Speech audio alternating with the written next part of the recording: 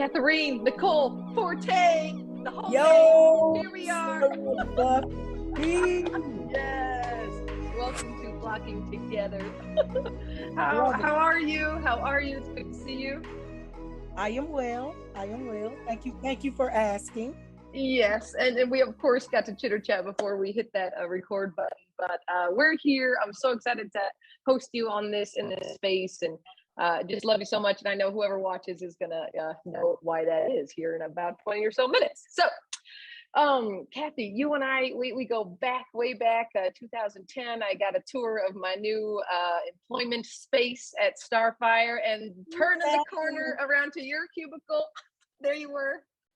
It was great. We connected there. So much has happened since, but I would just love to hear from you. Who are you? How are you? If you want to bring us all the way back to those days and kind of walk us through your journey. Let's go with the flow. Got that kind of time. But what I will say, that's true. is I am well. I am doing very well. And Sarah, I didn't realize it was 2010. Mm-hmm. Wow. It just seems like we've known each other so long. Yeah. But since those days, when we met, I've gotten 2 degrees, which I never thought would be my thing. But I did it. Yes, you did. I did. In a short amount of time too. a sprint for sure. I sprinted in organizational leadership and executive leadership and organizational change. Those areas I love because I love the people, the energy of the people, the possibilities of the people. And so that's my thing. Watching people change and shift the way that they think or the way that they interact, and they based on the interactions and conversations and experiences that they have, at work, outside of work, wherever that is, whatever that looks like. I don't like to say lifer employee, but when I go somewhere, I'm there for the haul, I'm there forever. So in my current position, I've been there almost 7 years. And prior to that, I was at Starfire for almost 7 years. So I love, I'm truly dedicated to the work of with, for, and around people with developmental disabilities, the family, just everything about it. I just love. I'm still there. You're in the work, and you're right now at Hamilton County Developmental Disabilities Board, doing work there. But I want to dig into what you just said around your education, right? Of late, organizational leadership, organizational change. You have always been, like you said, one for the people, right? You're there for the human work, not a lot of bureaucracy or things like that. But you also have this lens and leadership. I want to know what you said there, but you also have leadership around change, around shifts, around how organizations can start to center the people more than the paperwork. How do you navigate within that, or how have you taken threads? If you had the passion before your education, now you have the degree, right? How have both of those matched up, and what are you doing with that awareness now? So here's what I have to say, and this is just my whole thing around education and certifications, qualifications. One can be certified and not qualified. And I know you don't heard me say before. So you can go to school, you can get all of these certifications, and that's beautiful, wonderful. But are you qualified to interact with the people? Do you have the heart to do it? Yes, you have the education, you have the book sense, you have all the terminology. Wonderful. But do you have the heart? Do you have the drive? Do you have the real true appreciation for that? So what I'll say is, this is me at work. This is me out of work. This is me wherever you see me. This is me. And I think that's just for me. I'm not trying to sell that to anybody else, but I do believe the fact that I bring my authentic whole self into my work allows me to feel good about what I do, and allows for most of the people I interact with feel good when they finish talking to me. Now that's just and I'm okay saying that. And I think that when we talk to people openly and honestly, and we're transparent, people appreciate that. So take a degree for me to get there, not necessarily, but I not have at all a bigger lens for technical terms or whatever. But that's not That does not Yeah. do it. Or most people, they just want to be Right. talking like people. They don't want you speaking over their heads and things like that. So I hope that answered Mhm. your question.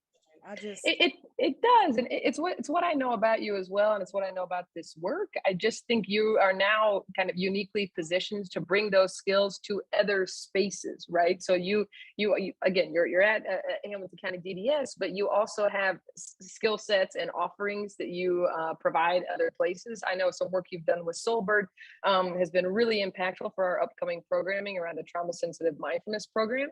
And what you and Liz Burpee did, and she was in another episode, was you spent the first part of our project hearing from people in a really strategic manner. So, yes, we know we can chat and listen and get curious, but you guys worked together to create a survey, a data source, and qualitative interviews to set us up for this programming. Can you tell me a little bit about your experience in that? And I just want to say for anyone listening, hire Kathy Forte. It was that's an hilarious. incredible So, effort. Yeah. you But tell know, us about that experience. Yeah. when Soulbird talked to us, we all started to collaborate about the project. Liz and I really took into consideration the people that we would be speaking to and the things that we wanted to hear and learn. And so when you're designing surveys, you want to consider people who might be supporting people who are younger, people who are older, just anybody we might be touching. So when we craft questions, we are really considering a wide range of people that we will touch, in that time. Mm-hmm. And then we always want to make sure, when you're doing surveys, that you're capturing what you need to provide a good product. What do you need to hear? What do you need to know? So when you create your offerings, they're meaningful. And so we just considered that a lot, when we crafted the surveys. And you're interviewing me today, but I'm the Mm-hmm. person that likes to lean in, interview, and hear from other people, talk to people, ask questions and help Mm-hmm. people feel comfortable about talking about themselves. And one of the things that is important, Sarah, when we do interviews is that we're making sure we're listening. Mm. And so when we do when we Tell do me it, more. tell me more about that. So when we Yeah. do interviews, we make sure that we're listening to people. So, you might have, 5 questions crafted already, but when you listen to people, sometimes those 5 can turn into 7, or they even turn into 3 because they've already answered 2 of them, and so you make sure that you hear what people say, you restate what they say, you just kind of make sure that you're inquiring about what it is that they're offering, not necessarily offering your opinion, what you think, what you know, but Mm-hmm. just, I heard you say that on Tuesdays it's kind of rough. What happens on Tuesdays? Those Mm-hmm. kind of people really know that you're paying attention and you're listening. So that's what we Yes. did. Liz is a powerhouse. You hear that, Liz? She's a powerhouse. But she was fantastic to work with. Great, great, great. And Mm-hmm. it's good to work with people who are and I don't know if who are extroverted and Yeah, introverted. yeah. So I'm an extrovert. Talking to people who are introverted, I have to, bring myself down just a little bit, still be me, but make sure that I'm engaging people where they don't feel like, one is not listening, to what Mm-hmm. they're saying or whatever. So Mm-hmm. I love talking to people. So Well, that's evident, and two things. One, we knew, or we heard from folks who you got to interview, right? You got to actually speak with. Everyone was, hey, I don't care what comes out of this. If Kathy Forte is there, I want to come, right? That's how much you drew people in. Now, unfortunately, you're not going to be our program deliverer, right? At this phase, but I think that is a testament to how comfortable you made people feel. Their opinions matter, their stories matter. And that brings you back to one of the first times we did some work. Again, outside of our Starfire days, we've been more independent. I was invited to do a session with a group around compassion fatigue, around burnout, right? And we know that it's not just high stress that leads to compassion fatigue, right? It's not just holding big stories and having a lot of bureaucracy and paperwork. All those things contribute to that. But the piece that you got to bring into that session was around empathy. And so often we're missing that piece. And studies show if you have a greater sense of empathy and connection and you are deeply listened to, that can be an antidote to that burnout. So bring me into your passion for talking about empathy, for bringing that conversation to the forefront. Sarah, I'm smiling because in these days and times, we're talking about mass shootings. We're talking about the pandemic we just came out of. We're talking about people dying younger, people having children younger, So, and I'm using those examples because we all watch the news and we form our own opinions about the way things go and what should be happening. But if we just take a step back, so empathy to me is taking a step back and considering if that was your story, if this was what you were telling, if it was your experience, how do you receive those things then? Here's an example. This is a true. This happened last night. So I'm gonna share something personal. I sent for my nephew. He comes and he stays with me in the summertime, and so I love people. So people are always at my house, but I love it. So nephew was here, and another little nephew who comes. They go to camp together. So I make sure family has an opportunity to see family. So one is 9 and one is 6. So the 9-year-old goes, "Can you get out for a minute? I just need some alone time." Well, the 6-year-old too, he gets out because the 9-year-old said, "Get out." Right now, the 9-year-old tells me the story. So I said, "Hey man," I said, "Why did you tell him to get out?" "Well, I just, I wanted him to get out." Okay. I said, "Well, let me ask you this question. Have you ever been told to get out?" He said, "Yeah, I just get out." I said, "But let me ask you this. How did it make you feel?" And he said, I didn't really like it." I said, "So if you didn't like it, or how it made you feel, why would you do it to somebody else? Just consider yourself in that space." And he was like, "Okay, auntie." And that's a small lesson, but that's what you think about how something makes you feel, and you think about how you would feel if you were talking to yourself on the other side of the table, receiving any sort of message. That is a big piece for me. So one of the things, I know you've heard me say this before, but once you put something out, it is very, very hard to take it back. Always consider our delivery, what we look like, what we sound like, what our posture is when we deliver our messages. I would say, how would you feel if you were talking to you with that message? I love that. Empathy plainly stated. If you're talking to yourself the way you're talking to me, how are you feeling?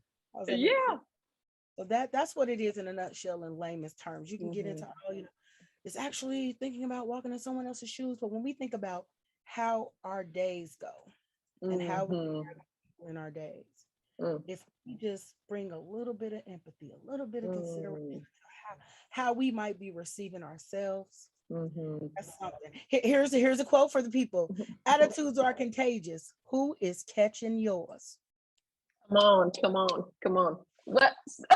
I see you looking at the people.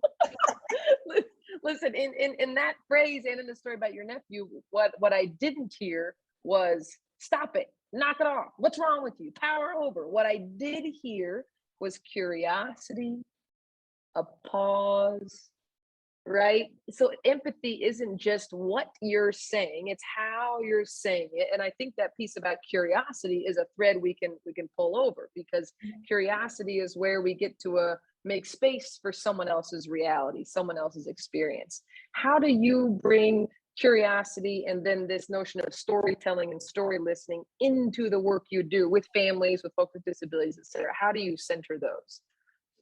Well, I always think about what's relevant at the time. Sometimes people don't feel comfortable talking about themselves, right? Like we people who don't feel comfortable. So there's a barrier there, where they are. So, that little simple stuff like, "Oh, I see you got an iPhone. Got any apps on there? What kind of apps you got on there?" So you make a little relevant point or something that you can associate with people with so they can have an appreciation for what you're doing, you know, Mm. before you get to the deep stuff, right? Like, and Yeah, then yeah, yeah. it might take you 15, 20 minutes to get a smile, but they know that you are there for them. The other thing that's really important, Sarah, is leaning in and looking at people, eye contact. Mm. So, you know, Mhm. when I go into places, I do my best not to type on a computer. Like, Mhm. what is the laptop?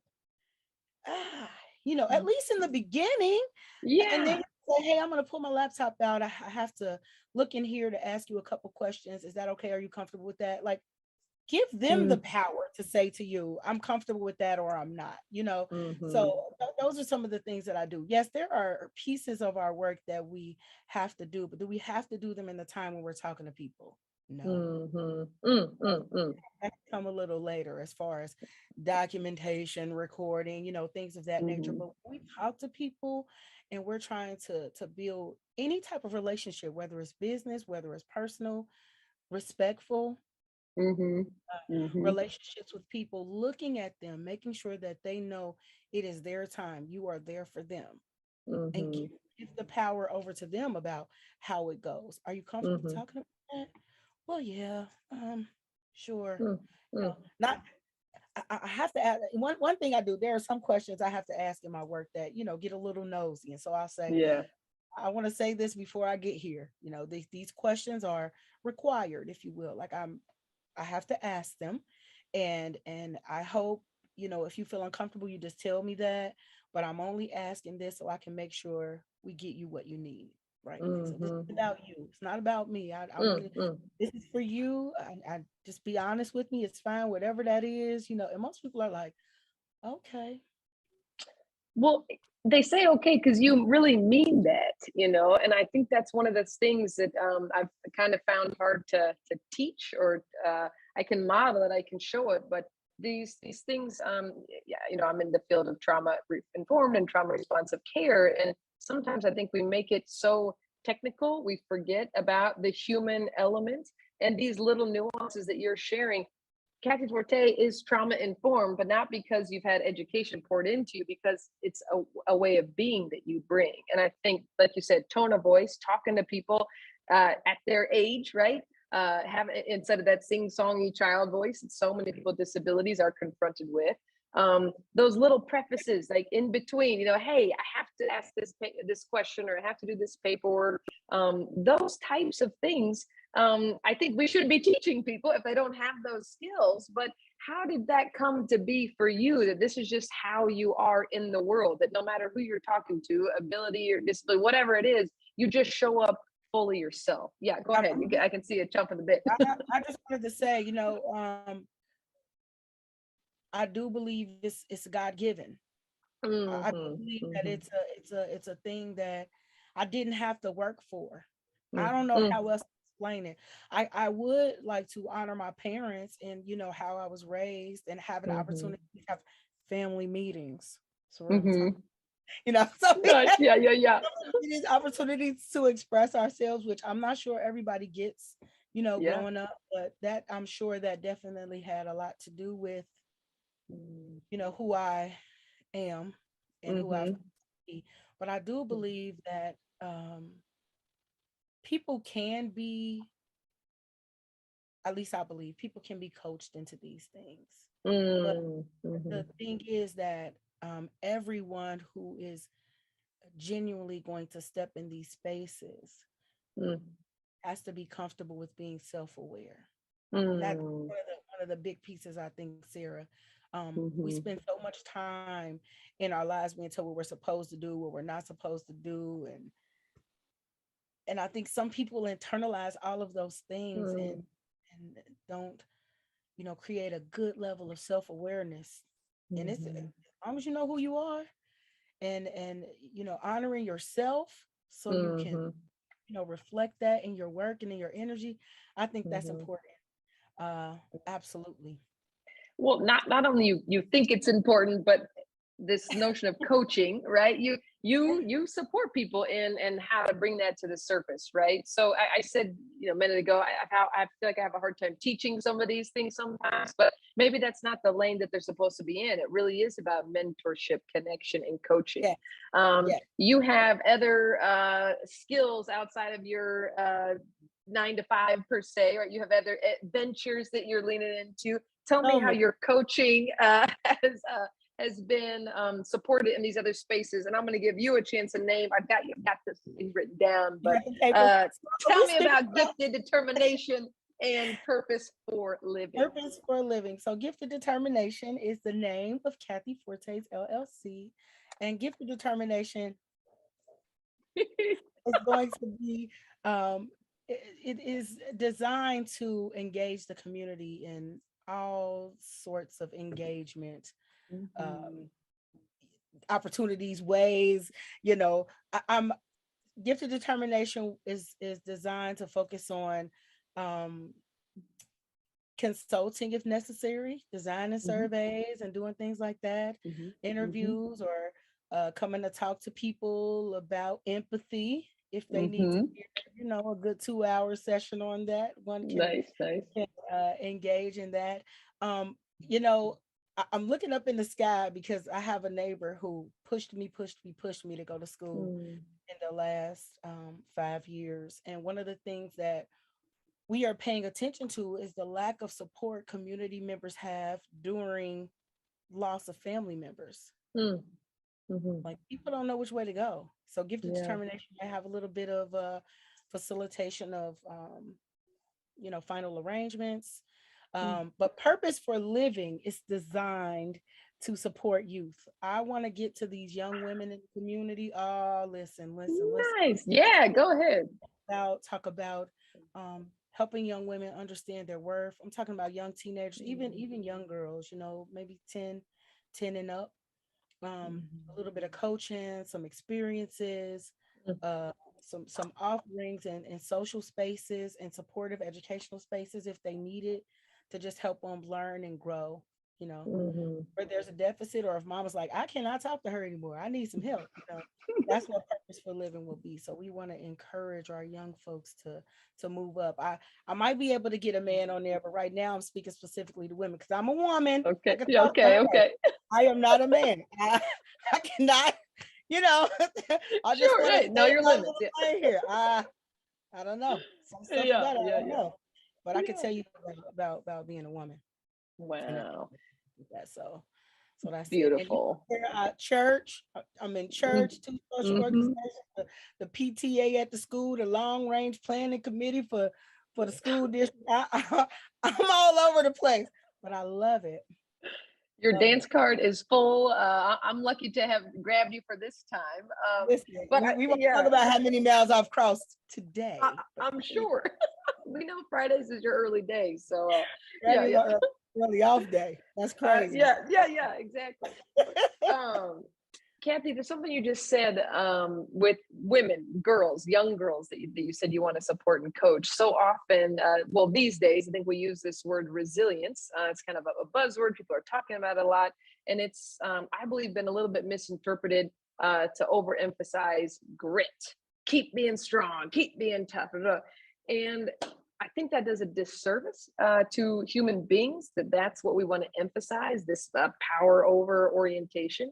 What we want to understand resilience as is the capacity to navigate through tough situations, right? So I'm doing this movement because I'm considering our nervous systems, where a resilient nervous system can activate in times of stress and then come back to regulation in those downtimes, or when there's repair after a rupture, right?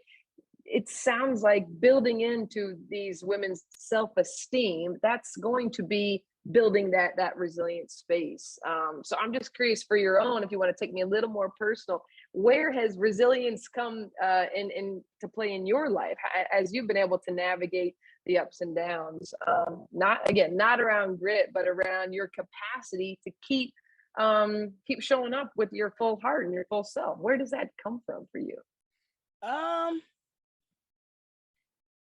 I'm gonna have to go to church on this one.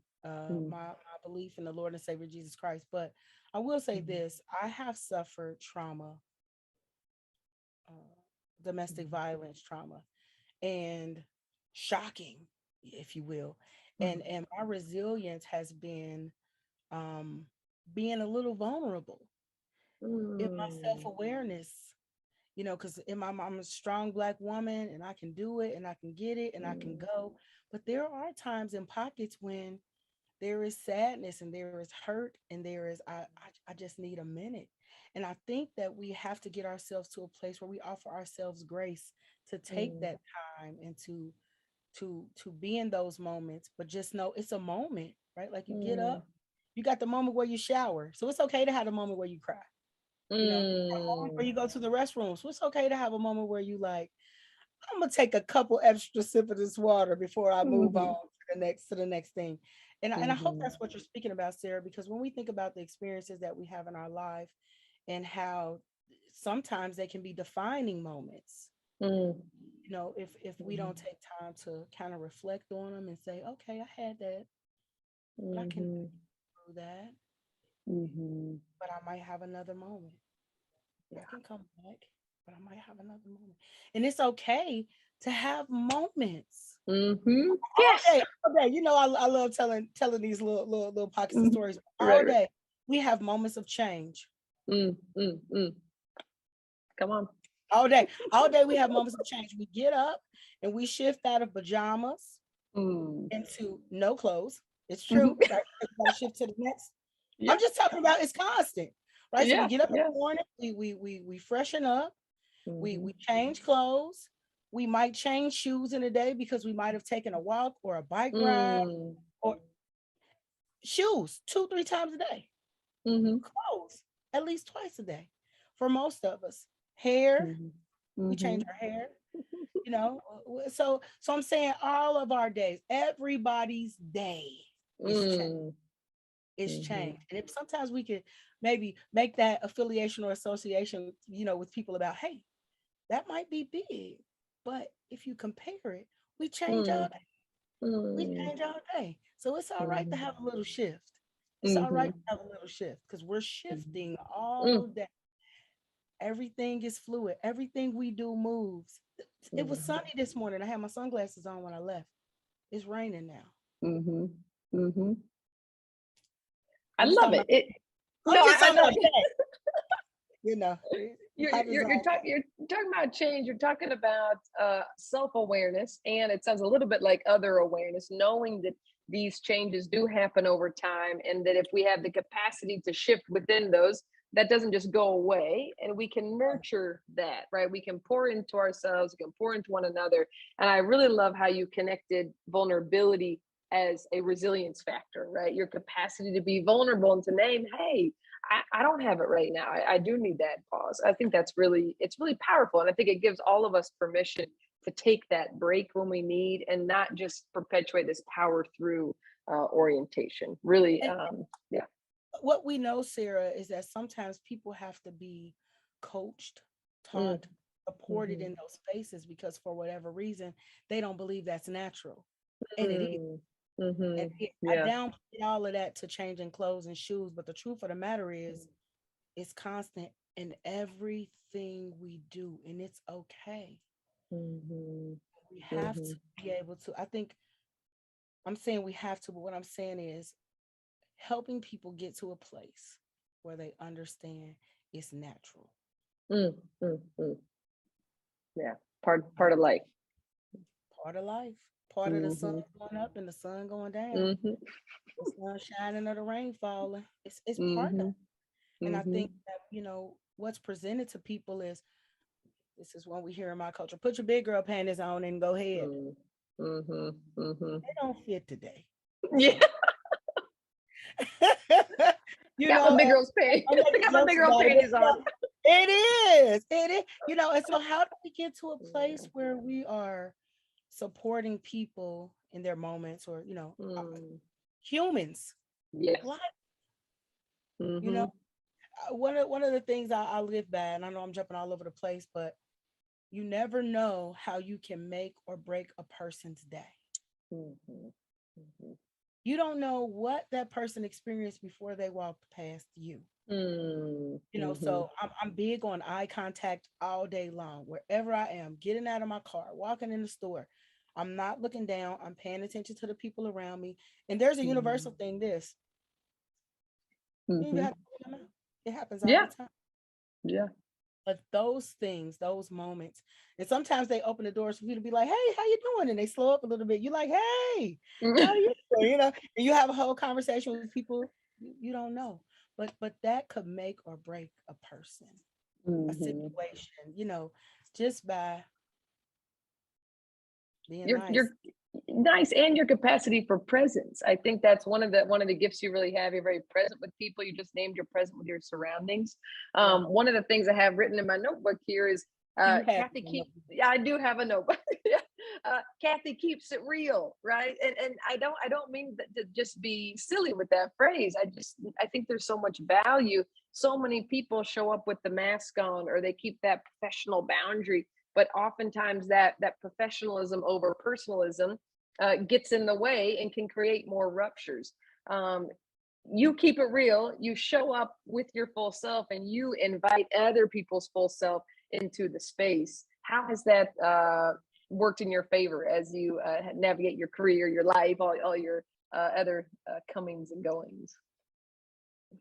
It's good. I don't know. That's just the way, that's how we do It's it. good.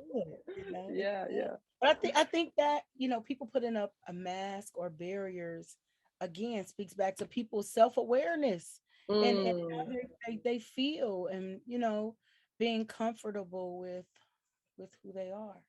Mhm. But it works for me. I Mhm. really wouldn't have it any other way.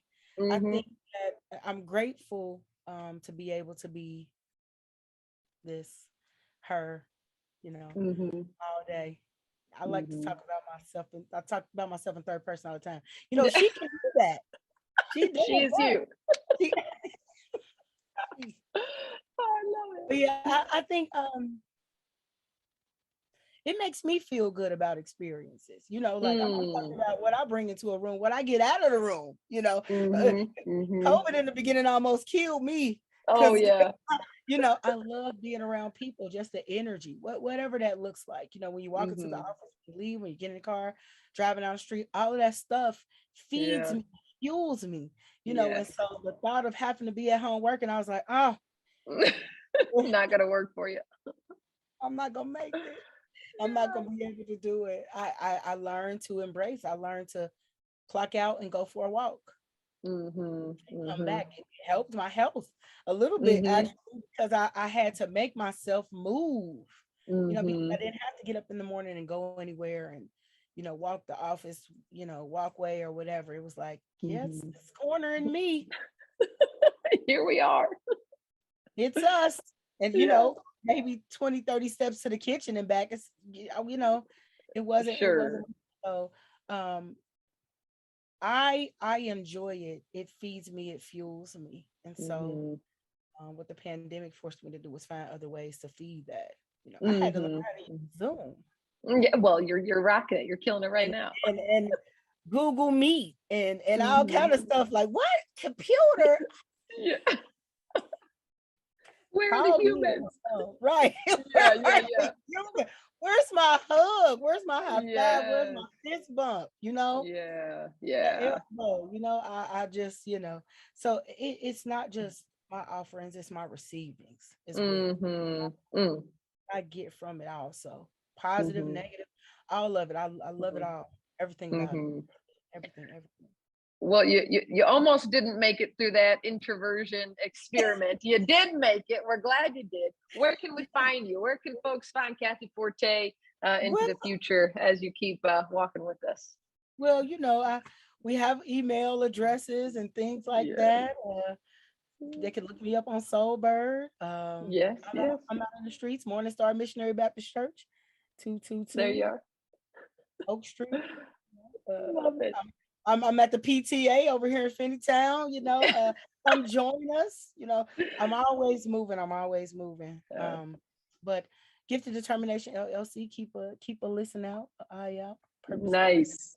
young ladies, young women want to be Yes. encouraging them, pushing them forward, finding ways to support them out in the community. I'm here for that. Mhm. And I'm gonna be around Soulbird too now. Yes, you are. Yes, you are. Stay in the Missing flock. Soulbird. You can find Kathy in the Flocking. flock.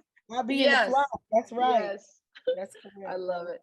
Well, Kathy, you are gifted in so many ways. I hope that people do find you and reach out and connect, because I think what you have to offer and to nurture in the world is way beyond our little corner and the women and girls that you are connected with right now. But we will have you back to tell us where Purpose for Living is headed, where it's going as you start to develop that, and look forward to seeing you around the flock here as we move forward into the future. Slow flock. Let's do it like a slow clap. Here we go. Hey. Much love. I appreciate you. I love you. You know I do. You know I know. Thank you for having me. I appreciate it. Yeah.